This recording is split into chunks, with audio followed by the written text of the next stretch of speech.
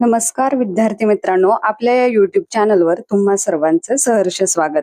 बघा, स्क्रीनवर तुम्ही पाहताय महाराष्ट्र शासनाचा दिनांक 4 जून 2026 रोजी प्रसिद्ध झालेला हा शासन निर्णय. काय आहे हा शासन निर्णय तर पाहूया. काय विषय आहे? केंद्र प्रमुख मर्यादित विभागीय स्पर्धा परीक्षा 2025 जिल्हानिहाय निवड यादी तयार करणे व नियुक्ती प्रक्रिया राबवणे. केंद्र प्रमुखांना नियुक्ती देण्याचं आता महाराष्ट्र शासनाने ठरवलेलं आहे.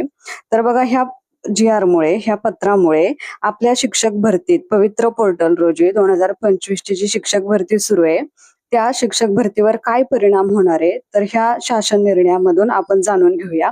केंद्र प्रमुखांना नियुक्ती दिल्यामुळं जे शिक्षक आहेत, जे जिल्हा परिषद शाळांवर जे शिक्षक आहेत ज्यांनी केंद्र प्रमुख परीक्षा दिलेली आहे आणि ज्यांची निवड केंद्र प्रमुख म्हणून होणार आहे त्या शिक्षकांच्या जागा पुन्हा रिक्त होतील. आणि अशा किती जागा तर एकूण आपण या शासन निर्णयामध्येच दिला आहे. बघा, शेवटच्या मुद्द्यामध्ये आपण थेट पाहूया. तर बघा, हा मुद्दा क्रमांक 3 इथं दिसतोय. शिक्षक अभियोग्यता व बुद्धिमत्ता चाचणी 2025च्या आधारे पवित्र पोर्टल मार्फत शिक्षक पदभरतीची प्रक्रिया चालू झाली आहे. प्रस्तावांतर्गत निवड प्रक्रिया लवकरात लवकर पूर्ण झाल्यास जिल्हा परिषदांच्या आस्थापनेवरील सुमारे 2400 पदे या शिक्षक पदभरतीसाठी उपलब्ध होऊ शकतात. शिवाय आगामी शैक्षणिक वर्ष लवकरच सुरू होत असल्याची पार्श्वभूमी व नवीन राष्ट्रीय शैक्षणिक धोरणानुसार केंद्र प्रमुखांवर सोपवण्यात आलेल्या वाढीव जबाबदाऱ्या विचारात घेता देखील उपरोक्त प्रमाणे विहित केलेल्या कालमर्यादेत निवड व नियुक्ती प्रक्रिया संपन्न होईल याची दक्षता सर्व संबंधितांनी घ्यावी. म्हणजे हा आदेश थोडक्यात देण्यात आलेला आहे की सुमारे 2400 पदे या शिक्षक पदभरतीसाठी उपलब्ध होतील. म्हणजे 2400 केंद्र प्रमुखांची निवड झाली तर त्याचबरोबर 2400 शिक्षकांची पदं रिक्त होतील.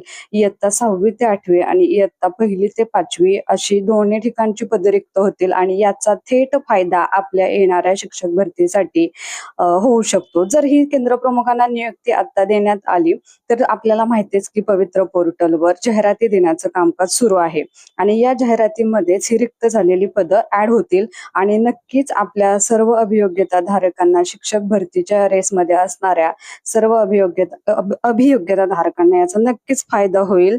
तर इथं ह्या निर्णयासोबतच खाली दिलेला आहे बघा, प्रशिक्षक पदवीधर शिक्षक आणि प्रशिक्षक शिक्षक इयत्ता 1ली ते 5वी आणि इकडं इयत्ता 6वी ते 8वी म्हणजे दोन्ही ठिकाणचे हे जे शिक्षक आहेत यांची नियुक्ती केंद्र प्रमुख म्हणून होणार आहे.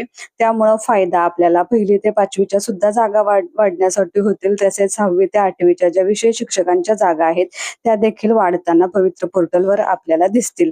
तर बघा, हा जो शासन निर्णय आहे